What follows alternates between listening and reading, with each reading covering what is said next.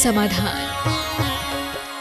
बोले प्रातः स्मरणीय संत शिरोमणि परम पूज्य 108 आचार्य गुरु विद्यासागर जी महामुनिराज की जय जय जय।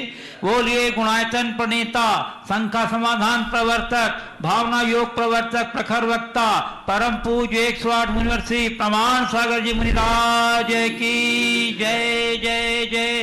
बोलिए परम पूज्य 108 मुनिवर्षी अरह सागर जी मुनिराज की जय जय जय।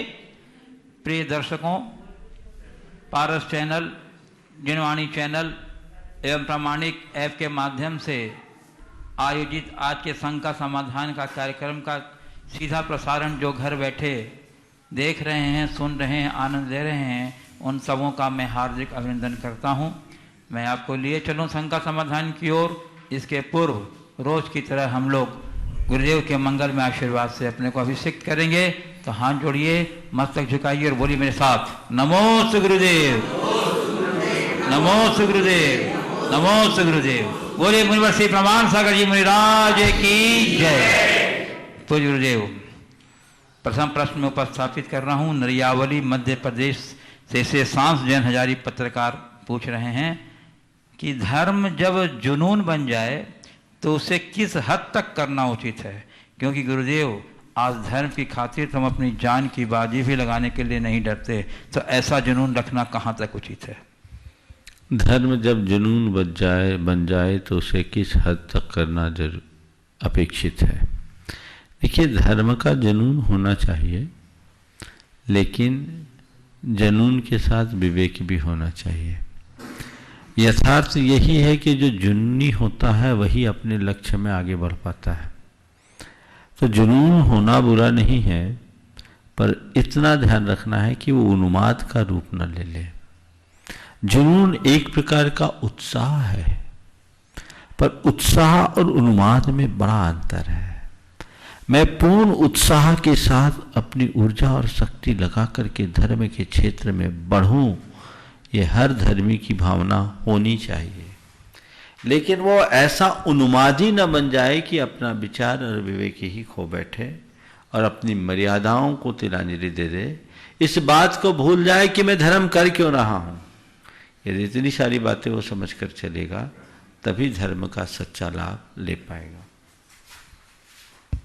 पूज्य देव, मेरठ उत्तर प्रदेश से श्री अंबुज कुमार जैन पूछ रहे हैं, गुरुदेव, मेरी जिज्ञासा यह है कि कोरोना वायरस से पहले प्रायः 25 से 30% व्यक्ति डॉक्टर के पास लाइन लगाए रखते थे, मगर कोरोना वायरस के बाद उन्हीं व्यक्तियों की सारी बीमारी स्वतः ही ठीक हो गई है।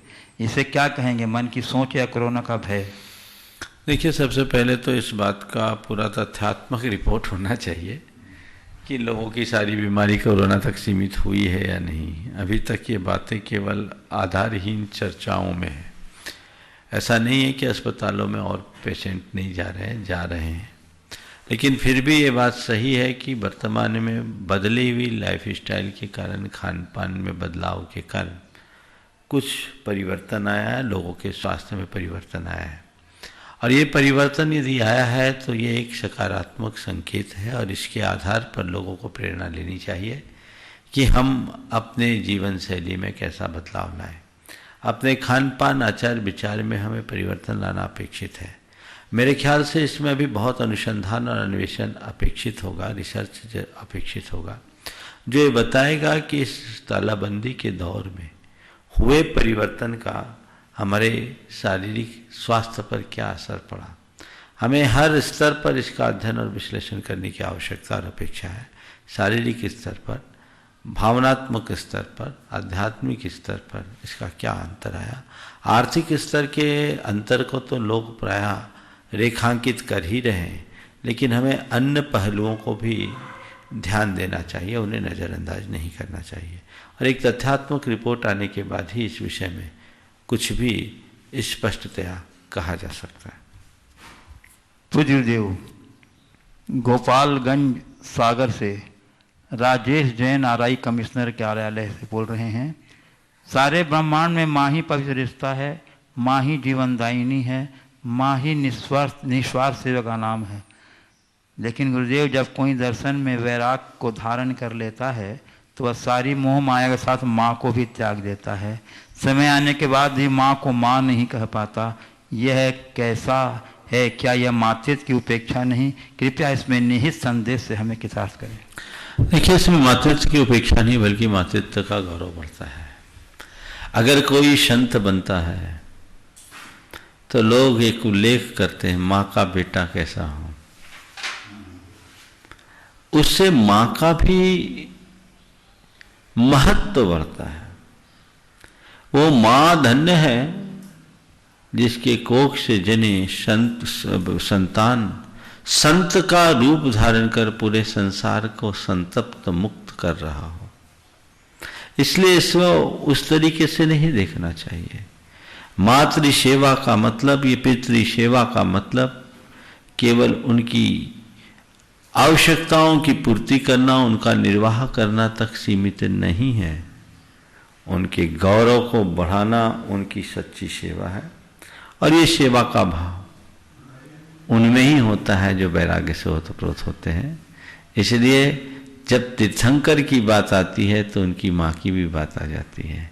जब सूरज की बात आती है तो प्राची की बात अपने आप आ जाती है। तो वो प्राची की दिशा तुल्य वो माताएं बहुत दुर्लभ है और वो जगत वंदनीय बन जाती है। इसलिए इस विषय को मैं बिल्कुल सकारात्मक रूप से देखता हूँ। और वो माँ धन्य है जिनने ऐसे नर रत्नों को जन्म देने का श्रेय पाकर रत्न कुक्षी कहलाने का अधिकार पाया है। पूज्य गुरुदेव श्री नंद किशोर भाई जी, गट्टू भाई जी, बंडा गौशाला सचिव पूछ रहे हैं, गुरुदेव अभी सारी दुनिया ने मदर्स डे मनाया। गुरुदेव हमारी भारतीय संस्कृति में गाय को भी माता का दर्जा दिया गया है, पर न तो मातृत्व दिवस पर ही कोई गाय की सुध लेता है और न अलग से कोई गौ माता दिवस माना जाता है। क्या यह जीवनदायिनी गौ माता की घोर उपेक्षा नहीं है? विडंबना है कि जन्मदायिनी माँ को वृद्धाश्रम और जीवनदायिनी गौ माता को गौशाला में उपेक्षित छोड़ दिया है। गुरुदेव मातृत्व की सुरक्षा के लिए आपका क्या संदेश? देखिए, 2 दिन पहले मातृत्व के संदर्भ में मैंने काफी प्रकाश डाला है। आज गौ के संबंध में बात आई है। अपने यहाँ गौ माता शब्द गाय के सम्मान के लिए प्रयुक्त किया जाता है। निश्चित रूप से हर व्यक्ति का भरण पोषण माँ के बाद गौ माता के दूध से ही होता है और वह एक उपलक्षण है। उसमें सभी उन प्राणियों का समावेश हो जाता है जिनके दुग्ध पान से हमने अपने जीवन को आगे बढ़ाया। जहाँ तक इनके लिए एक दिन बनाने की बात है, मेरी दृष्टि में इसकी कोई आवश्यकता नहीं, पर ऐसी है। हमारे यहाँ गोपाष्टमी कई बार मनाई जाती है साल में और वह एक अपने अर्थ में है, पर हमारे यहाँ तो इनके लिए संपूर्ण जीवन अर्पित करने की बात है। एक दिन से क्या होता है, जैसे माता पिता के लिए वैसे ही सबके लिए। और इसका अनुभव वे लोग करते हैं जिन्होंने इनको संरक्षण दिया है। ये विडंबना है कि आज की बदलती हुई जीवन शैली के परिणाम स्वरूप अब घरों में गायों की जगह नहीं। जब माँ बाप के लिए जगह नहीं बच रही तो गायों के लिए कहाँ जगह बनेगी, और उन्हें गौशालाओं में शरण देनी पड़ रही है। फिर भी यदि गौशालाओं में भी है और लोग गौशालाओं से जुड़ करके गौशालाओं को आगे बढ़ाने के लिए अपना योगदान देते हैं तो एक बहुत बड़ी उपलब्धि है। हमें इसके लिए प्रेरित करना चाहिए। आसाम से सौरभ अग्रवाल पूछ रहे हैं, गुरुदेव इनका प्रश्न है कि महाराज जी रामायण में वचनों को ज़्यादा इम्पोर्टेंस दिया गया है, महाभारत में प्रतिज्ञा को और अपने जैन धर्म में संकल्प को। तो महाराज जी ये वचन, प्रतिज्ञा और संकल्प में क्या अंतर है? कृपया समाधान करें। कोई अंतर नहीं है, तीनों एक के ही नाम है। हम वचन कहें, प्रतिज्ञा कहें, संकल्प कहें, सब एक ही बात है। वचन प्रायः उसके लिए कहा जाता है जब हम किसी दूसरों को अर्पित करते हैं। प्रतिज्ञा स्व या पर की साक्षी में होता है और संकल्प प्रायः स्व साक्षी में ही होता है। गुरुदेव नवी मुंबई महाराज से अभिषेक अजमेरा पूछ रहे हैं, गुरुदेव मेरा प्रश्न है कि अन्य मतों के अनुसार जब भी संसार में पाप हावी हुआ है तो उसको समाप्त करने के लिए भगवान ने पृथ्वी पर अवतार लिया। क्या ऐसा कुछ जैन सिद्धांत के अनुसार भी हुआ था? कृपया समाधान करें। जैन परंपरा में भगवान के अवतार की बात नहीं है, पर जैन परंपरा ये जरूर कहती है कि जब जब प्रकृति में विप्लव होता है, कई ऐसे महान आत्माएं जन्म लेती है जो अपने पुरुषार्थ के बल पर नर से नारायण बनने का मार्ग प्रशस्त करती है। जैन परंपरा में नर से नारायण बनने की बात है, नर ही नारायण बनते हैं, नर ही नारायण बनते हैं, इसलिए नर से नारायण बनने का मार्ग है। हमारे यहाँ एक कारिका आती है, आचारा नाम विघाते न कुदृष्टि नाम च संपदा धर्म ग्लानि परिप्राप्त मुच्यंत जिनोत्मा। आचार के विघात होने पर, कुदृष्टि का फैलाव होने पर और जब धर्म की ग्लानि हो जाती है तो हमारे ऐसे महान आत्माएं उत्पन्न होती है जो तीर्थंकर के रूप में जन्म लेकर इस सारे लोक का उद्धार करती है। पूज्य गुरुदेव, जयपुर राजस्थान से सुश्री साक्षी सोनी पूछ रही हैं कि गुरु और सदगुरु में क्या अंतर होता है? गुरु और सतगुरु में उतना ही अंतर है जितना आदमी और सच्चा आदमी। आदमी में और सच्चा आदमी में जितना अंतर है उतना ही गुरु और सदगुरु में अंतर है। चलिए। पूज्य गुरुदेव, जयपुर राजस्थान से अरविंद कुमार जैन पूछ रहे हैं, गुरुदेव शास्त्रों में वर्णन आता है कि वैराग्य बहुत ही कम समय में बड़ी घटना होने के कारण होता है, जो कि जाति स्मरण या प्राकृतिक घटना की वजह से होता है। आपने यह भी बताया कि गुरुदेव से जो राग हुआ वो वैराग में बदल गया। मेरा प्रश्न है कि वैराग एक क्षणिक प्रक्रिया है या दीर्घकालिक प्रक्रिया जिसे धर्म की बातें सुनकर पुष्ट किया जा सकता है? ये कैसे पता चलता है कि वैराग्य हो गया, और वैराग को मापने के क्या तरीके हैं? बहुत लंबा प्रश्न है। आपने पूछा वैराग्य एक क्षणिक आवेग है, एक बार फिर से दोहराइए। जी, प्रश्न है इनका गुरुदेव कि गुरुदेव शास्त्रों में वर्णन आता है कि वैराग्य बहुत ही कम समय में बड़ी घटना होने के कारण होता है, जो कि जाति स्मरण या प्राकृतिक घटना की वजह से होता है। आपने बताया कि आपको गुरुदेव से राग हुआ तो वैराग में बदल गया। मेरा प्रश्न है कि वैराग्य एक क्षणिक प्रक्रिया है या दीर्घकालिक प्रक्रिया जिसे धर्म की बातें सुनकर पुष्ट किया जा सकता है? यह कैसे पता चलता है कि वैराग्य हो गया, और इसके मापने का क्या तरीका? प्रश्न के दो हिस्से। वैराग्य एक क्षणिक प्रक्रिया है या दीर्घकालिक प्रक्रिया जिसे शास्त्रों के अध्ययन से पुष्ट किया जा सकता है, और दूसरा ये कैसे मापा जाए कि हमें वैराग हुआ है या नहीं। बात ऐसी है, वैराग एक क्षणिक प्रक्रिया नहीं, वैराग जीवन का टर्निंग पॉइंट है। और ये तब होता है जब व्यक्ति के अंतर मन में दिशा बोध जागता है। जीवन और जगत की व्यवस्था को समझ लेने वाला व्यक्ति ही वैराग्य से ओतप्रोत हो पाता है। जब उसे ऐसी समझ में आ जाती है कि मैं कौन हूँ, मेरा क्या है, जीवन की सच्चाई क्या है, यथार्थ बोध घटित होने पर वैराग्य की अभिव्यक्ति होती है। आपने जो मेरे संदर्भ में कहा है कि गुरु से राग होते ही आपको वैराग हो गया, तो गुरु के राग का प्रभाव ऐसा हुआ कि बाकी संसार नीरस लगने लगा। जब व्यक्ति को परमार्थ अच्छा लगने लगता है तो बाकी सब नीरस लगने लगता है।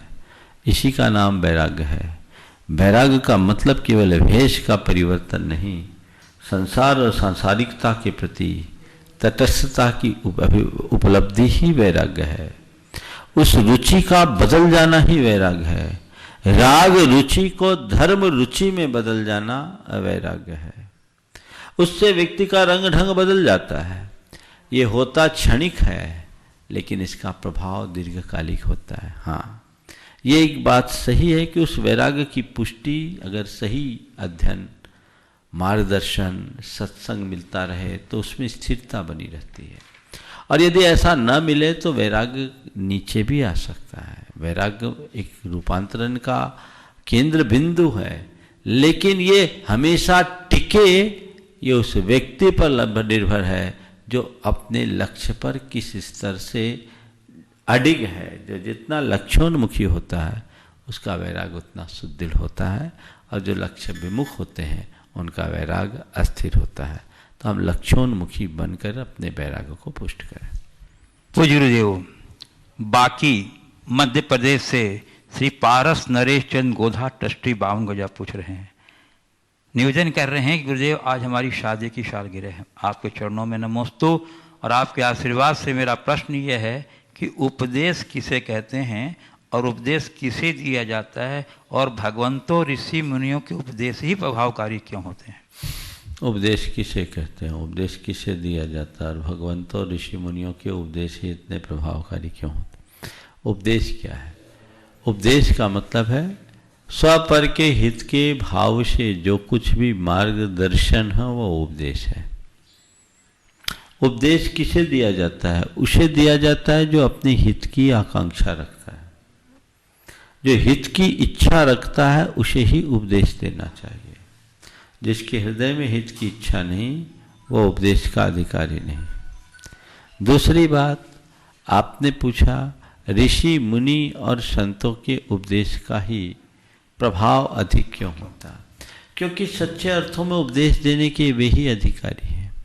आम व्यक्ति जो बोलता है वो उसके जीवन में घटे ये जरूरी नहीं, लेकिन ऋषि मुनि वही बोलते हैं जो उनके जीवन में घटता है, वो अपने आचरण में उतारते हैं। तो वाणी से ज्यादा प्रभाव आचरण का होता है। सामने वाला कितनी भी अच्छी बातें कहे, वो आदर्श उसके जीवन में परिलक्षित ना हो तो उसे एक केवल बौद्धिक खुराक की तहत लोग सुनेंगे। लेकिन जब संतों के मुख से सुनते हैं तो उनके मुख से निकलने वाला केवल शब्द ही नहीं बोलता, उनका रोम रोम उपदेश देता है। वो बड़ा प्रभावकारी बन जाता है। कुछ दिन पहले मैंने कहा था कि आम व्यक्ति के मुख से निकलने वाला शब्द होता है, और संतों के मुख से निकलने वाला वही शब्द मंत्र बन जाता है, क्योंकि उनके मुख से निकलने वाला हर शब्द उनकी अनुभूतियों से सना होता है। तो हमें उसी दृष्टि से इसे देखना चाहिए।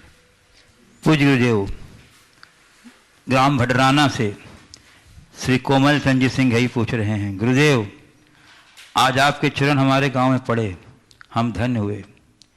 गुरुदेव आपके चरण तब पड़े जब यहाँ के अधिकांश लोग गांव से बाहर हैं। गुरुदेव यह दुर्भाग्य है, और इस दुर्भाग्य को सौभाग्य में कैसे परिणत किया जाए ताकि गांव की पुरानी चहचहाट और आत्मीयता पुनर्स्थापित हो जाए और मंदिर का सूनापन भक्ति के रंग में सराबोर हो जाए। देखिए, ये तो पूरे विश्व के साथ ऐसी दशा है। भडराना छोटा सा गांव है, और आजकल पूरे देश के गांवों की जो दशा है वही दशा आपकी भी है। मैं ये देखता हूँ कि गांव में धर्मायतन तो एक से एक बने हुए हैं। भडराना के इस भव्य मंदिर को देख करके मन आनंदित हो गया। अत्यंत प्राचीन श्री जी की प्रतिमा को देख करके मन में अपार आनंद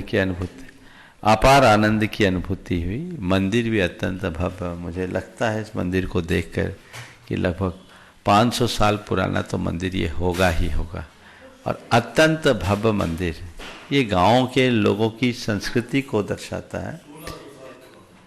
ऐसा कहते हैं कि 1600 साल, लेकिन मंदिर की बनावट को देखकर 1600 साल नहीं लगता। भगवान 1600 साल पुराने भले हो जाए, ये मंदिर लगता है कम से कम 500-700 साल पुराना हो। लेकिन सबसे बड़ी विशेषता इस मंदिर की कि ऐसा लगता है जैसे आज ही बना। मैं पूरे भडराना के लोगों को, जबकि यहाँ कहने को 2 परिवार है, बाकी सब बाहर है, आशीर्वाद देना चाहूँगा कि वे इसकी रौनक को बनाए हुए आगे भी ऐसे ही बनाए रखें, और लोगों को प्रेरणा देना चाहूँगा कि अपने मूल स्थल से जरूर जुड़े रहे। मैं तो चाहूँगा कि इस मंदिर का दर्शन, संपूर्ण मंदिर का दर्शन लोगों को जरूर कराना चाहिए। भाई ये पूरा बाहर से करा दो मंदिर का दर्शन। तो ये अद्भुत एक नहीं 2 मंदिर है। वो इस बात का कसौटी पाषाण में भगवान पार्श्वनाथ की प्रतिमा है, अद्भुत है, और ये अपने आप में बहुत दुर्लभ है। ये हमारे इस बात का प्रमाण है कि हमारे संस्कृति कितनी प्राचीन रही है, और हमारे लोग अपनी संस्कृति के प्रति कैसे समर्पित रहे हैं। वो समर्पण का भाव निरंतर बना रहना चाहिए। और हाँ, ये बहुत दुर्लभ संयोग है। तो मन में आनंद आया, हमारे गाँव की संस्कृति रही। आज की पीढ़ी को एक संदेश में देना चाहूँगा कि पूर्वजों की इस परंपरा का निर्वाह हम आगे करें। ओम। पूर्वजों की परंपरा का निर्वाह हम आगे करें, उन्हें आगे बढ़ाने की कोशिश करें, लोगों को प्रेरणा दें और अपने मूल से जुड़े रहें। यहाँ के माध्यम से मैं पूरे देश के जैन मंदिरों के, जैन समाज के लोगों को कहूँगा कि अपने अपने मंदिरों के प्रति वे थोड़े समर्पित रहे और समय समय पर मंदिरों में आकर के देखते रहें। आपने पूछा है कि इस बात को हम सकारात्मक रूप से कैसे लें ताकि यहाँ की पुरानी भव्यता और चहचहाट फिर से आ जाए, तो मैं यही कहना चाहूँगा कि आज आप यही सोचिए कि हमारे लिए ऐसे समय में भी अपने इन मंदिरों को सुरक्षित रखने का भाव हुआ है। हम लोगों को प्रेरणा दें कि ऐसे ही सुरक्षा का भाव आगे भी लोगों का बना रहे और पूरे देश भर के लोग इस तरह के कृत्य करके अपने जीवन को धन्य कर सके, सुखी कर सके। इस संदर्भ में मैं इतना ही कहना चाहूँगा और पूरे गांव के लोगों को आशीर्वाद दूंगा कि वे अपनी श्रद्धा भावना इसी तरह बनाए रखें। पूज्य गुरुदेव, केवलारी से श्री गुलाब चंद जी जैन कह रहे हैं, गुरुदेव आपके चरणों के अनन्य भक्त मेरे भ्राता श्री जय हिंद जी सिंघई जो इस वक्त अस्वस्थ हैं और अपने भ्राता श्री राजपाल सिंघई के साथ रह रहे हैं। चूँकि केवलारी नज़दीक है परंतु आपके चरण वहाँ नहीं पड़ रहे हैं, वो चाहते हैं कि आपका आशीर्वाद मिल जाए तो उनके लिए बड़ा संबल होगा। इस वक्त वे टीवी सेट पर मौजूद हैं। देखिए, सबसे पहले तो बात सही है, बगल में उनका गांव है पर अभी जाना संभव नहीं, केवलारी पास में है, पर सबको पता अभी दिशा कुछ और है। मैं उनको आशीर्वाद देना चाहता हूँ, नागपुर में है, अपने मनोबल को बनाए रखे, विषम स्थिति में भी अपनी स्थिरता बनाए रखे। हमेशा एक बात व्यक्तियों को ध्यान रखना चाहिए, जब वे बीमार हो, गंभीर रूप से बीमार हो, तो उस समय एक ही बात सोचना चाहिए, शरीर अपना काम कर रहा है, मुझे अपना काम करना है। शरीर का काम डॉक्टर करेगा और मेरा काम मुझे करना है, वो मैं करूँगा। डॉक्टर का काम करे और मैं मेरा काम करूँ, ये प्रयास करना चाहिए, पुरुषार्थ करना चाहिए। ऐसी घड़ी में भेद विज्ञान को सुदृढ़ बना करके चलना चाहिए और यदि आप ऐसा करेंगे तो ये दुख भी सुख में बदल जाएगा। एक बात और मैं सभी से कहता हूँ, जब भी दुख आए, कष्ट आए, बीमारी आए, अनेक बार मैंने अपने प्रवचनों में भी कहा है, तो उस समय ये बात सोचें कि मुझे दुख को भोगना नहीं है, मुझे कर्म भोगना नहीं है, मुझे कर्म काटना है। कर्म भोगने में और कर्म काटने में मौलिक अंतर है। रो धो करके अपने दुख को भोगना कर्म भोगना है, पाप भोगना है, और कर्मोदय में अपनी स्थिरता बनाए रखकर मन को स्थिर बनाए रखना कर्म को काटना है। तो ये कर्म काटना है। ऐसे समयों पर ये सोचना चाहिए कि प्रकृति ने शायद इसी निमित्त से मेरी तपस्या निश्चित की है, मुझे इसी माध्यम से अपनी तपस्या करके कर्म को गलाना है। तपस्या के अनेक रूप हो सकते हैं, अनेक प्रक्रियाएं हो सकती है, हम उस अनुरूप अपनी तपस्या को करके अपने जीवन में बदलाव घटित कर सकते हैं, उस अनुरूप देखा जा सकता है। मेरा आशीर्वाद है जय हिंद जी को। पूज्य गुरुदेव, महावीर नगर डूंगर दुर्गापुरा जयपुर राजस्थान से श्री प्रमोद कुमार जैन कह रहे हैं, गुरुदेव कि इस महंगाई में मजदूर तो रोटी और प्याज बड़ी मुश्किल से खा पा रहा है फिर भी स्वस्थ है, और दूसरी ओर काजू बादाम खाने वाले अस्वस्थ दिखाई दे रहे हैं। ऐसा क्यों गुरुदेव? स्वस्थ रहने की असली कुंजी क्या है? काजू बादाम खा करके स्वस्थ नहीं रहा जाता, रूखी रोटी खाने वाला स्वस्थ नहीं रहता। स्वस्थ वह रहता है जो मन से मस्त होता है। अपने मन को मस्त रखिए, आप हमेशा स्वस्थ बने रहेंगे। हर पल मन को मस्त रखने की कोशिश कीजिए, बाकी चीज़ों को तनाव मुक्त रहिए, नियमित दिनचर्या कीजिए, आपका स्वास्थ्य टिका रहेगा। जयपुर राजस्थान से ही रुपेश जैन पूछ रहे हैं, गुरुदेव भक्तामर जी एवं अन्य स्तोत्र में किन्हीं तीर्थंकर या भगवान की स्तुति की जाती है, परंतु सत्वार सूत्र में किसी भी तीर्थंकर या भगवान की स्तुति नहीं की गई, फिर भी इसके पढ़ने से एक उपवास का फल प्राप्त होता है, इसका क्या कारण है? देखिए, तत्वार सूत्र शास्त्र है, शास्त्र में स्तुति नहीं है, लेकिन शास्त्र हमारे मंगल का आधार है। तत्वार सूत्र के विषय में कहा जाता है कि ये द्वादशांग का सार है। तत्वार सूत्र के माध्यम से हम पूरे द्वादशांग का अध्ययन कर लेते हैं, एक सार के रूप में प्राप्त कर लेते हैं।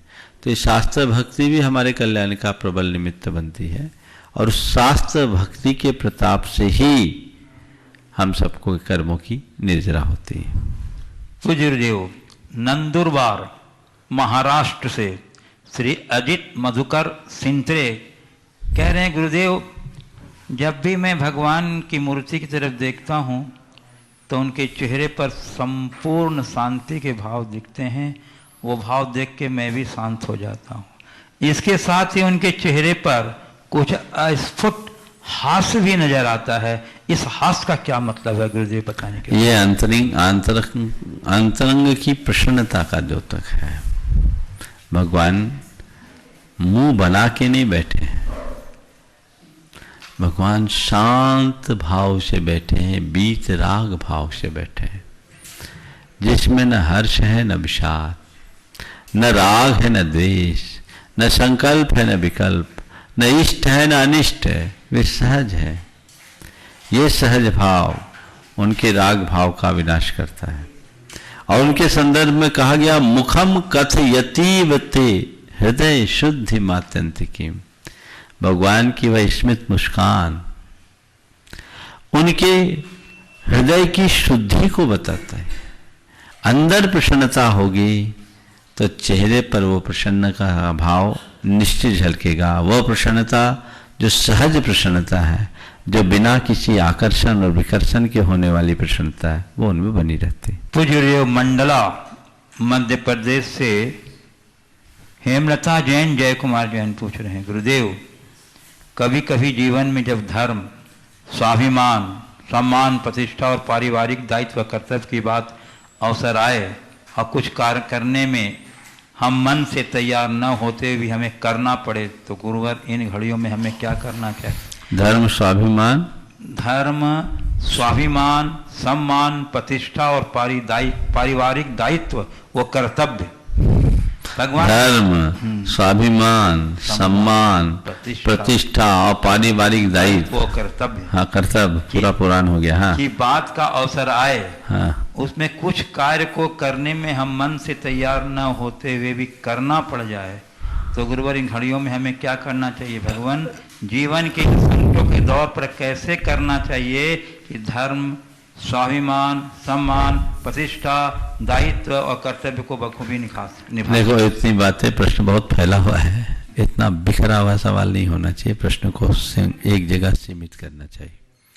मैं इतना ही कहूँगा, चाहे कैसी भी स्थिति हो, अपना धर्म, दायित्व और कर्तव्य का अनुपालन अवश्य करें। धर्म, दायित्व और कर्तव्य का अनुपालन अवश्य करें, और कर्तव्य और दायित्व के अनुपालन को ही अपना धर्म मान ले। ऐसी घड़ी में मान, सम्मान और स्वाभिमान की बात गौण करके चलना चाहिए। उसकी तरफ उतना ध्यान देने की जरूरत नहीं है। यदि ऐसा करेंगे तो बहुत अच्छा होगा। तो गुरुदेव नासिक महाराष्ट्र से अनन्या जैन पूछ रही हैं, गुरुदेव मेरी ये शंका है कि ऐसा क्यों होता है कि अगर कोई लोग हमसे कितना भी अच्छा बिहेव करे, हमारे लिए कितना भी करे, पर उनके प्रति हमारे परिणाम बिगड़े हुए ही होते हैं, और इसके विपरीत कोई इंसान कैसा भी बिहेव करे, हमारे परिणाम अच्छे रहते हैं उनके प्रति। तो ऐसा क्यों होता है? क्या इसमें हमारा कोई दोष होता है, और इसे किस प्रकार ठीक करें प्लीज? देखिए, किसी व्यक्ति विशेष के प्रति हमारा जब पूर्वाग्रह बन जाता है तो उसकी अच्छाई भी हमें अच्छी नहीं लगती, और किसी के प्रति हमारा पूर्वाग्रह प्रेम जैसा बन जाता है तो उसकी बुराई भी हमें अच्छी लगती है। ये मन की परिणति का खेल है। जिससे प्रेम है उसके दोष भी गुण दिखते हैं, और जिससे द्वेष या घृणा है उसके गुण भी दोष लगते हैं।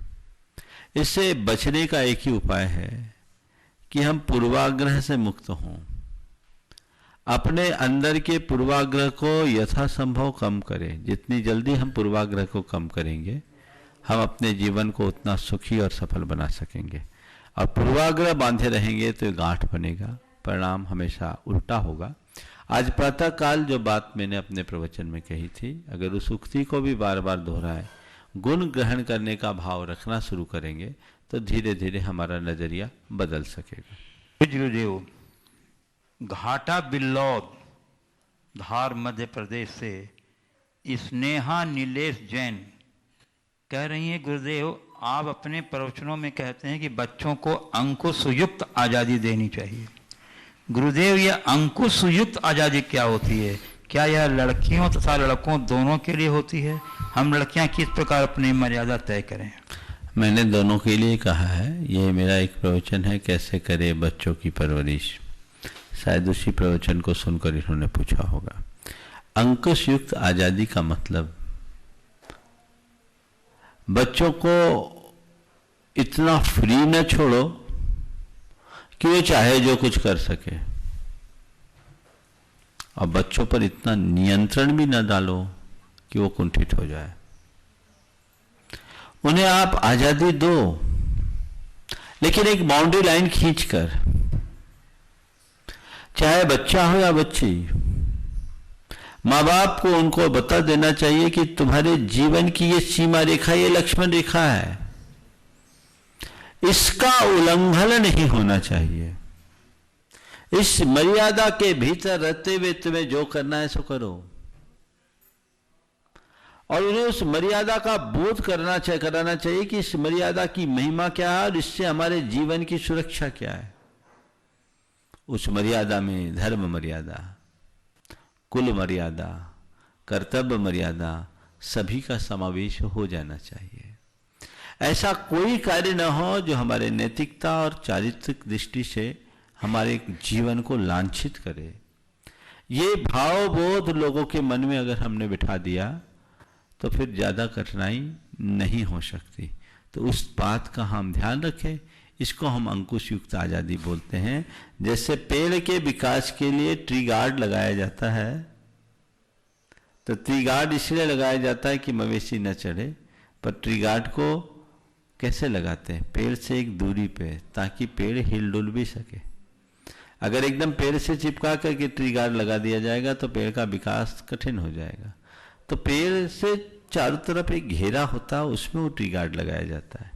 तो इसी तरह हम स्वतंत्रता भी दें और अंकुश भी रखें। न तो उन्हें निरंकुश छोड़ दें, उनको स्वैराचारी बनने दें, और न ही इतना नियंत्रण कर दें कि वे दबे, सहमे और कुंठित से महसूस करें। पूज्य देव, नांदगांव नासिक महाराष्ट्र से स्तुति बड़जात्या कह रही हैं कि जैन धर्म के एक, अब इंग्लिश में लिखा, जैग्नेटिक फोर्स को मेरा नमस्कार, जो है कि युवा के लिए सेंटर ऑफ अट्रैक्शन है।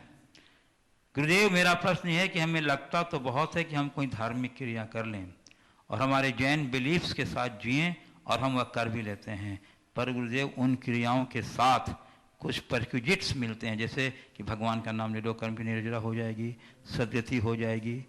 तो गुरुदेव, यदि हम धर्म सिर्फ उन परक्विजिट्स के लिए करते हैं कि हमें पुण्य मिले, हमारी अच्छी गति हो, इसीलिए भगवान जी का नाम लेना, क्या ये सेल्फनेस नहीं होती है? ये किस हद तक सही है? देखिए, धर्म सेल्फलेसनेस के लिए नहीं है, प्यूरिफिकेशन के लिए। आम आदमी की भाषा में बातें जरूर कही जाती है कि पुण्य मिल जाएगा, कर्म कर जाएंगे, सदगति मिल जाएगी, दुर्गति टल जाएगी, पर यह धर्म की बड़ी उथली व्याख्या है। धर्म का वास्तविक स्वरूप समझने और समझाने की आवश्यकता और अपेक्षा है। हम धर्म इसलिए न करें कि हमें पुण्य मिले, हम धर्म इसलिए करें कि जीवन पुण्य बने, अंतस्करण का शुद्धिकरण हो, जीवन का रूपांतरण हो, चित्त में निर्मलता और आत्मा में पवित्रता है। ये दृष्टिकोण होना चाहिए। और पुण्य बनाने के लिए धर्म करो, पुण्य कमाने के लिए नहीं। पर आम आदमी को ये सब चीजें समझ में कम आती, इसलिए उनको इस तरह का आकर्षण दिया जाता है, जो एक यथार्थ है कि कर्म की निर्जरा भी होती है और सद्गति मिलती, इसमें संशय नहीं है। और लोग इसे एक लाभ के रूप में आकर्षण उत्पन्न करने के लिए, लोगों के लिए धर्म प्रेरित करने के लिए व्याख्या करते हैं। पर मेरा मानना है ये व्याख्या अब नहीं चलेगी। अब तो हमें दिखाना चाहिए कि धर्म करने से हमारे आत्मा में क्या परिवर्तन आता है, जीवन में कितना बड़ा सकारात्मक बदलाव आता है और आ रहा है। मेरे संपर्क में ऐसे सैकड़ों युवक हैं, युवतियां हैं, जिनने धर्म करके अपने जीवन को बदला है। जहां तक सवाल है आलंबनों का, चाहे तीर्थंकरों का हो, चाहे मंत्रों का हो, चाहे स्तोत्र पाठों का हो, ये एक आलंबन है और इनकी उपादेयता को नकारा नहीं जा सकता। इन आलंबनों से हमारी भावदशा में बदलाव आता है, जीवन में सकारात्मक परिवर्तन होता है। कुछ चीजों का तो फोनेटिक इफेक्ट भी बहुत होता है। विज्ञान इन सब बातों को अपनी सम्मति भी देता है। मैंने अनेक बार इस विषय में प्रकाश डाला है, आज उसकी पुनरुक्ति नहीं करूंगा, लेकिन ये बातें हमें समझना चाहिए और हमें ये मानना चाहिए कि मेरा धर्म मेरी क्रिया नहीं है, मेरी साधना है, मेरे जीवन के रूपांतरण की साधना, और मुझे बदलना है। मैं स्वयं को बदलने के लिए धर्म कर रहा हूं।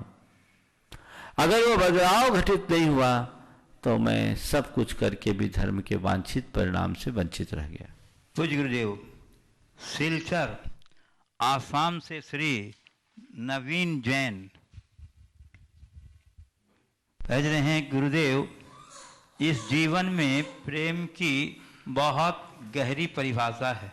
प्रेम में इतनी ताकत है कि हम किसी का भी दिल जीत सकते हैं। प्रेम से हम बुरे को भी अच्छा बना सकते हैं। प्रेम को हम अपने गहराई से समझें तो पूरी दुनिया को जीत सकते हैं। पर कहते हैं प्यार एक ऐसा तोहफा है, अगर हम देने लग जाएं तो बेजुबान भी झुक जाया करते हैं। गुरुदेव, प्रेम की परिभाषा हर कोई नहीं समझता। अंदर से नफरत और बाहर से प्रेम का दिखावा करता है। हम कैसे समझें कि सामने वाला हमसे प्रेम कर रहा है या दिखावा? व्यवहार तो प्रेमपूर्ण होता है और अंदर क्या है पता नहीं चलता। दिक्कत तब होती है जब प्रेम के नाम पर प्रेम का फ्रेम सामने आता है। प्रेम आंतरिक है, प्रेम अनुभूति की चीज है। मैं एक ही बात कहता हूं, प्रेम के बहाव में बहना बड़ा सरल है, पर प्रेम को जीना, प्रेम को समझना बहुत कठिन है। ज्यादातर जिसे प्रेम कहा जाता है वो या तो यौवनजन आकर्षण होता है या स्वार्थपूर्ण अनुबंध है। जब तक मतलब सजता है तब तक प्रेम, और मतलब टकराते ही प्रेम की परिभाषा बदल जाती है। जबकि प्रेम का स्वरूप इन सबसे ऊपर है। प्रेम उस आंतरिक स्नेह की, उस सात्विक स्नेह की अभिव्यक्ति है जिसमें न तो शरीर जन्य कोई आकर्षण हो, न किसी प्रकार की ऐहिक आकांक्षा और अपेक्षा।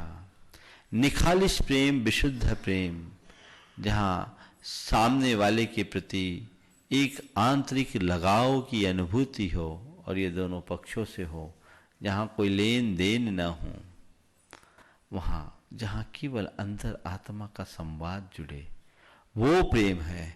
देह से ऊपर, स्वार्थ से ऊपर वो प्रेम है। बाकी सब प्रेम के नाम पर प्रेम का फ्रेम है। गुरुदेव, भरतपुर राजस्थान से डॉक्टर रश्मि जैन पूछ रही हैं, गुरुदेव मैं पिछले 2-3 सालों से भावना योग कर रही हूँ। इससे मेरी एकाग्रता काफ़ी बढ़ी है और आत्मनियंत्रण भी हुआ है। मेरी एक शंका है गुरुदेव, क्योंकि मुझे सुबह जल्दी हॉस्पिटल जाना होता है, समय कम रहता है।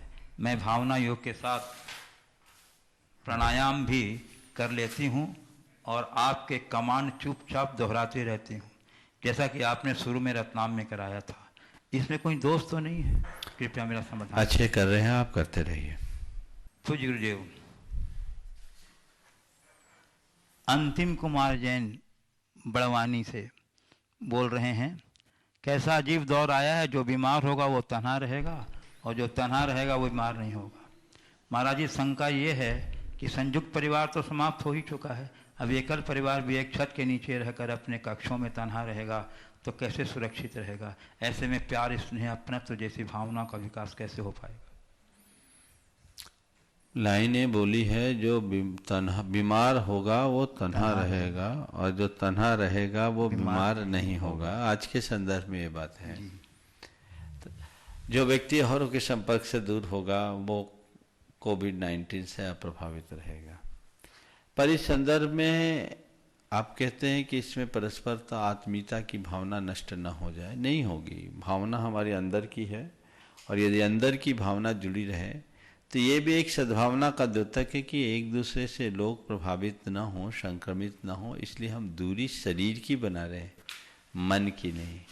शरीर की दूरी कोई दूरी नहीं होती, मन की दूरी दूरी होती है। शरीर की दूरी से तो 7 समुंदर पार बैठा व्यक्ति भी दूर होता है, लेकिन मन से बहुत निकट होता है। और मन की दूरी का परिणाम तो ये होता है कि बाजू में रहने वाले लोग भी एक दूसरे से कोसों दूर होते हैं। इसलिए यहाँ पर जिस तरह की बातें की जाती, मैंने पहले भी कहा, सोशल डिस्टेंस शब्द उपयुक्त नहीं है। हमें असंपृक्ति रखनी चाहिए, शारीरिक रूप से दूरी बना करके रखना चाहिए। जैसे प्रधानमंत्री जी ने 2 गज की दूरी शब्द का प्रयोग किया, बड़ा स्वागत योग्य शब्द है, हमें उसका ध्यान रखना चाहिए। तो गुरुदेव, ब्रह्मचारिणी बहन किरण दीदी सागर से पूछ रही हैं, गुरुदेव लॉकडाउन की अवधि में आपका मंगल में विहार चल रहा है। कुछ लोगों की जिज्ञासा है कि इन परिस्थितियों के कारण गुरुदेव को विहार करना पड़ा, क्योंकि कुछ लोग इसे नकारात्मक रूप में भी ले रहे हैं। अरे भाई, जिनको जो लेना है वो ले।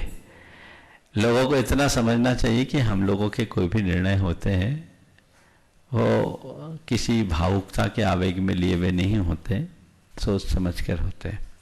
सागर में प्रवास चल रहा था, भागोदय में थे, ऐसा आभास हुआ कि यहाँ कुछ गड़बड़ हो सकता है, संक्रमण से संक्रमित कोई आ सकते हैं, और अगर ऐसा कुछ हुआ तो वहाँ रहना थोड़ा ठीक सा नहीं रहेगा, और आने वाला समय तो और अधिक संक्रमण का होगा। तो हमने गुरुदेव से संपर्क किया कि इस स्थिति में क्या करें। गुरुदेव की तरफ से हरी झंडी मिल गई, और हमने समय पर लोगों ने प्रशासन से संपर्क किया, बिहार किया, और हम जिधर जा रहे हैं वो ग्रीन जोन है। और हमारे निकलने के 2 दिन बाद ही भागोदय का एक स्टाफ ही संक्रमित हो गया। आगे भी कुछ भी हो सकता है, क्योंकि आने वाले दिनों में तो कुछ भी हो सकता है। वो अस्पताल का परिसर था।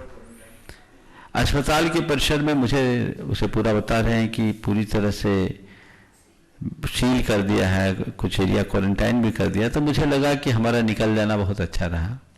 हम सागर के दूसरे कॉलोनी में भी जा सकते थे, पर मुझे लगा कि वहाँ भीड़ से अपने आप को बचा पाना मुश्किल होगा। तो सबसे अच्छा है, जब निकलना ही है तो एक ऐसे सेफ जगह में जाएं ताकि लंबे समय तक हम सुरक्षित रह सकें। और उसी हिसाब से बिहार हो रहा है, बड़ा सुरक्षित तरीके से बिहार हो रहा है, किसी तरह की चिंता करने की जरूरत नहीं है। हमारा ये बिहार परिस्थिति की पुकार है। ये बात सही है कि मैंने ही आप लोगों से कहा कि भाई बाहर न निकलो, पर मुझे निकलना पड़ रहा है, पर उसके अलावा कोई रास्ता हमारे पास नहीं है। इस विषय में मैंने पहले ही दिन आप लोगों को कह दिया था कि हम निकल रहे हैं, पर आप लोगों को सबको संयम रखना है। ये बात सही है कि इस इलाके में 20 वर्षों के बाद हमारा आना हुआ है। लोग बहुत प्यासे हैं, अतृप्त हैं। आपकी भावनाएं मैं समझता हूं, और आप भक्तों का सैलाब है, लेकिन अभी संयम की घड़ी है। सभी भक्तों से मैं ये कहना चाहूंगा, संयम रखे, कि सब जगह संयम रख भी रहे हैं लोग। थोड़ा बहुत कहीं भावातिरेक है तो उसे नियंत्रित करें, और जहां से भी जाना हो आप अपने घरों में ही रहें। अभी आगे 3-4 समाज और पढ़नी है। आप घरों में रहें, घर से ही अपना अभिवादन करें, विनय करें, सड़कों पर ना आए। यद्यपि ये ग्रीन जोन है, इस तरफ में पूरे मार्केट खुले हैं, 7 बजे से 7 बजे तक खुलते हैं, लोग आ जाते हैं, लेकिन नहीं, एक दूरी बना करके चलना चाहिए। इसमें आपकी भी सुरक्षा है, हमारी भी सुरक्षा है, सबकी सुरक्षा है। इस बात को ध्यान में रखकर हमें संयम का पाठ पढ़ना चाहिए। सभी लोग संयम का परिचय दें और उसी तरह का कार्य करें। ऐसा कोई कार्य न करें जिससे किसी प्रकार की असुविधा आप सबको हो सके और प्रशासन को परेशान होना पड़े।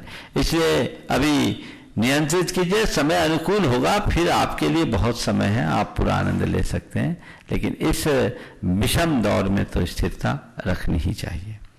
पूज्य गुरुदेव, भोपाल से अंकित जैन पूछ रहे हैं, महाराज श्री, कोरोना वायरस महामारी के समय अगर किसी जैन को यह हो जाता है तो उस समय उस पर्सन को क्या करना चाहिए जिससे वो अपने धर्म से जुड़ा रहे और धर्म की शक्ति से इस कोरोना वायरस को परास्त कर सके? देखिए, सबसे पहली बात तो कोरोना का हवा दिमाग से निकाल देना चाहिए। कोरोना से संक्रमित लोगों में बहुत आयत लोग ठीक हो रहे, मरने वालों की संख्या कम है। ये बीमारी गंभीर है, पर ऐसा नहीं सोचो कि जिसको कोरोना हो गया वो मर गया। लोग डर जाते हैं और डर से मौत ज़्यादा होती है। तो पहली बात तो मैं सभी से कहूँगा कि अब हम सबको कोरोना के साथ जीने का अभ्यास बनाना होगा, क्योंकि लड़ाई लंबी चलेगी।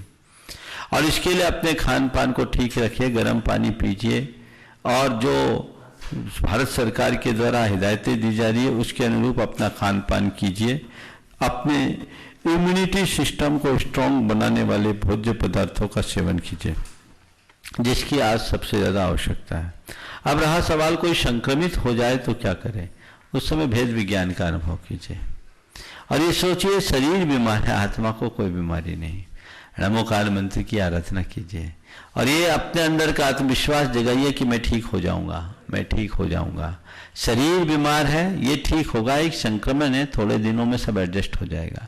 इस समय अगर आप अनुकूल बना सके, भावना योग करें, ऊर्जा प्रवाह ध्यान करें, प्राणायाम करें, अन्य प्रकार से अपने तन मन पर तन की पीड़ा को हावी न होने दें। यदि ऐसा आप करेंगे तो निश्चित रूप से उसके बहुत अच्छे परिणाम आएंगे। गुरुदेव, रायपुर छत्तीसगढ़ से राजकुमार जैन पूछ रहे हैं, गुरुदेव, छडाला में चौथी ढाल में आया है कि जल मृतिका बिन और नहीं कुछ गहे अदत्ता। गुरुवर, शंका यह है कि वर्तमान समय में तो मिट्टी और पानी भी बिक रहे हैं, ऐसे में छंद वर्तमान समय में आगम के अनुसार किस रूप में समझना चाहिए? यहाँ जल मृतिका बिन और कछु नहीं गहे अदत्ता गृहस्थों के लिए है, और वह उस जल और उस मिट्टी के लिए है जो अस्वामिक है। जो सस्वामिक है उसकी कोई व्यवस्था नहीं। इंदौर से नीता बगड़िया पूछ रही हैं, गुरुदेव की भक्तामर स्तोत्र संस्कृत को कुछ लोग 5 मिनट में पढ़ लेते हैं, कुछ लोग 10 मिनट में पढ़ते हैं, कुछ 20 मिनट में पढ़ते हैं, तो क्या सबको एक समान पुण्य मिलता है? इसको पढ़ने का सही ड्यूरेशन है क्या? जो हड़बड़ में पढ़ते हैं उनको हड़बड़ी का पुण्य मिलता है, और जो ठीक से पढ़ते हैं उनको सही पढ़ना। 5 मिनट में भक्तामर पढ़ना ही है, खटपट पट आधा खाएंगे आधा गाएंगे, क्या होगा उससे? विशुद्धि के साथ, प्रसन्नता के साथ पूरा पाठ करना चाहिए। गुरुवर, ये बिनौरी बागपत उत्तर प्रदेश से नितिन जैन कह रहे हैं, किसी ने बहुत ही सही बात कही है कि अच्छे दोस्त सफ़ेद रंग की तरह होते हैं, और सफ़ेद रंग में कोई भी रंग मिलाएं तो एक नया रंग बनता है, लेकिन सारे रंग भी मिलकर सफ़ेद रंग नहीं बना सकते। इसलिए एक अच्छा दोस्त जब भी रूठे मना लेना चाहिए, क्योंकि कीमती मोतियों की माला जितनी भी बार टूटती है उसे धागों में पिरोकर उतनी बार तैयार कर लिया जाता है। तो महाराज श्री एक अच्छा दोस्त कैसे बनाए? अनेक बार इस विषय में प्रकाश डाला, विचार बहुत अच्छा है। चलिए और लीजिए।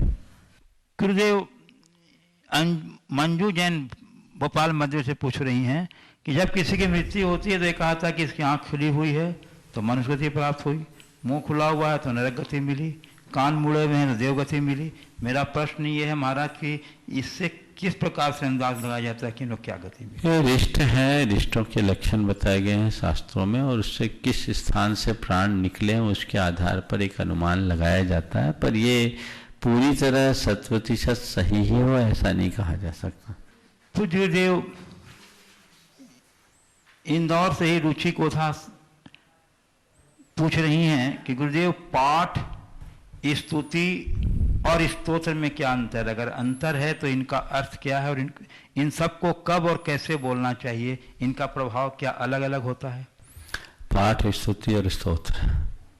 पाठ, जब हम किसी भी पाठ को करते हैं उसमें मंत्र पाठ भी होता है, स्तोत्र पाठ भी होता है, केवल उच्चारण का नाम पाठ है। स्तुति अपने इष्ट के गुणों के वखान को स्तुति कहते हैं, और वही स्तुति जब अनेक छंदों में परिवर्तित हो जाती है तो स्तोत्र हो जाता है। तो ये स्तोत्र स्तुति का बड़ा रूप है। हम स्तुति भी पढ़ सकते हैं, पाठ भी पढ़ सकते हैं, और स्तोत्र भी पढ़ सकते हैं। जब ये केवल मौखिक हो तो पाठ है, और जब यही अपने मन से जुड़ जाए तो स्तुति में परिवर्तित हो जाए। गाड़रवाड़ा मध्य प्रदेश से मिली जैन पूछ रही हैं, गुरुदेव जैन समाज की संख्या निरंतर घटती जा रही है, ऐसी स्थिति में गुरुजनों के द्वारा कम आयु के दंपतियों को संयम प्रदान किया जा रहा है, तो क्या ये दोहरा मापदंड नहीं है? संयम प्रदान करने की कोई उम्र निश्चित नहीं हो सकती है? कम उम्र के दंपतियों को संयम प्रदान किया जा रहा है तो क्या बात होगी? जो ज़्यादा उम्र के हैं वो संतान थोड़ी उत्पन्न कर रहे हैं। संतति का विकास होना चाहिए और मान्य मर्यादाओं के अनुरूप। कृत्रिम तरीके से संतति का नियंत्रण नहीं होना चाहिए, स्वाभाविक तरीके से होना चाहिए, और संयम की कोई उम्र नहीं, जब जागे तभी सवेरा। डॉक्टर अजीत कुमार जैन भोपाल से पूछ रहे हैं, गुरुदेव मैं 65 वर्ष का हूँ और लगभग 2 वर्ष से मेरी धर्म पत्नी विगत 3 माह से आपके भोपाल प्रवास के दौरान से भावना योग कर रहे हैं। मुझे इसके प्रयोग से नकारात्मक सोच को सकारात्मक बनाने में बहुत मदद मिली है। मेरी शंका ये है कि मूर्ति में मूर्तिमान को कैसे अनुभव में लाएं? क्या भावना योग इसमें कारगर हो सकता है, तो किस प्रकार? देखिए, मूर्ति में मूर्तिमान के दर्शन हमारी श्रद्धा के फल से है। बुद्धि से भगवान के दर्शन करोगे तो मूर्ति दिखेगी, और श्रद्धा से भर के देखोगे तो मूर्तिमान। मैं एक घटना बताता हूँ। मैं एक जगह भगवान के दर्शन कर रहा था, बाजू में गुरुदेव की तस्वीर लगी थी। एक भक्त आया और वो सीधे गुरुदेव के चरण को छू करके ढोक देने लगा। मैंने उससे कहा कि भाई, चित्रों की वंदना हमारी परंपरा नहीं है, चित्रों को नमन नहीं करते। उसने कहा, महाराज मुझे चित्र दिखते ही नहीं, मुझे गुरुदेव दिखते हैं तो मैं रह नहीं सकता, मैं क्या करूं? मैं प्रणाम करता हूं। उसके प्रश्न का मेरे पास कोई जवाब नहीं था। उसे चित्र नहीं दिख रहा है, उसे गुरुदेव दिख रहे हैं, हमें चित्र दिख रहा है, तो उसकी आस्था है। तो ऐसे जिस दिन भगवान के प्रति आस्था जम जाएगी तो मैं मूर्ति में मूर्तिमान के दर्शन हो जाएंगे। पूज्य देव बंधुओं, पिछले दिनों पूज्य देव के मंगल प्रेरणा से देवोदय महासंघ के लिए जो गौरक्षण के क्षेत्र में बहुत ही सक्रियता से और बहुत ही उल्लेखनीय कार्य कर रहा है, जीवदया के क्षेत्र में भी, उस देवोदय महासंघ के लिए लोगों ने अपनी स्वीकृतियां बराबर भेजी हैं। आज भी हमारे पास कुछ स्वीकृतियां आई हैं, हाँ आई हैं। मैं उनके नाम की अवश्य घोषणा करूंगा। श्री महावीर जी सेठी, शकुंतला सेठी, ट्रस्टी गुणायतन कोटा, इन्होंने 51,000 रुपये की राशि दी है। इनके बारे में बता दूं कि ये तो निरंतर गौशालाओं के लिए देते रहते हैं, प्रति माह कुछ न कुछ राशि और लंबी राशि निकाला करते हैं। गौशाला के लिए इनका बहुत समर्पण है। बहुत बहुत साधुवाद आपको, गुरु जी का आशीर्वाद। और Shri Pramod Kumar ji ARL infotech limited Jaipur, इन्होंने भी 51,000 रुपये की राशि दी है। ओमेश सुपुत्र तरुण कुमार जैन, दीप्ति जयगर परिवार, टोंक राजस्थान, इन्होंने 20,000 रुपये की राशि दी है। बहुत बहुत साधुवाद आपको। विश्वास जैन, अमृता जैन शिकागो, श्री राजकुमार जी, मधु जी काला हजारीबाग झारखंड, गणेश लाल जी, दिनेश कुमार जी, महावीर प्रसाद जी, अशोक जी घी वाले कोटा, कमल, उषा, सोनी, मनीष, नेहा चिरायु मावावाला इंदौर, श्री प्रदीप कुमार जैन, दिगंबर जैन महासमिति छत्तीसगढ़ रायपुर, श्री सुरेंद्र कुमार जी, अनिमेश कुमारी जैन ईसुरवाला, जन्मदिन अनिमेश सागर, इन सभी महानुभावों ने 13,000 रुपये की राशि देवोदय महासंघ के लिए एक ट्राली भूसा के लिए दी है। बहुत बहुत साधुवाद आपको। और श्री केसी सेठी परिवार जबलपुर, श्री नरेंद्र कुमार जैन गोपीनाथ बाजार और श्री हरीश लता बगदा जयपुर, इन्होंने 11,000 रुपये की राशि देवोदय महासंघ के लिए दी है। बहुत बहुत साधुवाद आपको। इसके अलावा भी और कई लोग महान भावों ने अपनी स्वीकृतियाँ भेजी हैं। सबको बहुत बहुत आभार, बहुत बहुत साधुवाद। और आप इसी प्रकार मन बनाते रहिए और देवोदय महासंघ के लिए अपनी उदारता का परिचय देते हुए गौशालाओं के रक्षण और व्यवस्था में अपना सहयोग प्रदान कीजिए। गुरुदेव, ये निशांत जैन मुंबई से कह रही हैं, भावना योग में हम बोलते हैं मैं विरोध मुक्त हूँ, लेकिन गुरुदेव हमारे साथ कुछ गलत हो तो विरोध करना भी पड़ता है, नहीं हो तो सामने वाला उसका गलत फायदा भी उठा सकता है। तो ऐसे में मैं विरोध मुक्त हूँ, इस बोलने की क्या उचितता है, इसका समाधान करें। यहाँ विरोध मुक्त, वैर मुक्त, विरोध मुक्त, विद्वेष मुक्त सहज जीवन होना चाहिए। जिस घड़ी हम ये बोल रहे हैं उस घड़ी अपने आप को विरोध मुक्त महसूस करें, किसी के प्रति वैर की गांठ हम न बांध पाए, हमारा मन निर्मल हो, मन साफ हो। कदाचित किसी का प्रतिरोध हो भी तो उस घड़ी उसे प्रेम से प्रतिरोध करने की कोशिश करें। हिंसक प्रतिरोध या प्रतिशोध की भावना अंततः हमारे लिए हानिकारक है, हमें उससे बचना चाहिए और हम अपने आप को बैर विरोध से मुक्त करके चलेंगे, तभी अपने जीवन को सफल और सुफल बना सकेंगे। हमारी ऐसी कोशिश होनी चाहिए और हम उसी अनुरूप अपने जीवन को आगे बढ़ा करके चलेंगे। इस प्रकार आज के इस सत्र को परम पूज्य गुरुदेव के चरणों में नमन अर्पित करते हुए यहीं पर विराम। बोलिए परम पूज्य आचार्य गुरुवर श्री विद्यासागर जी महाराज।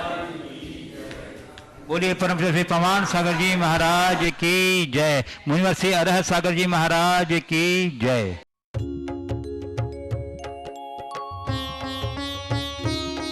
शंका समाधान।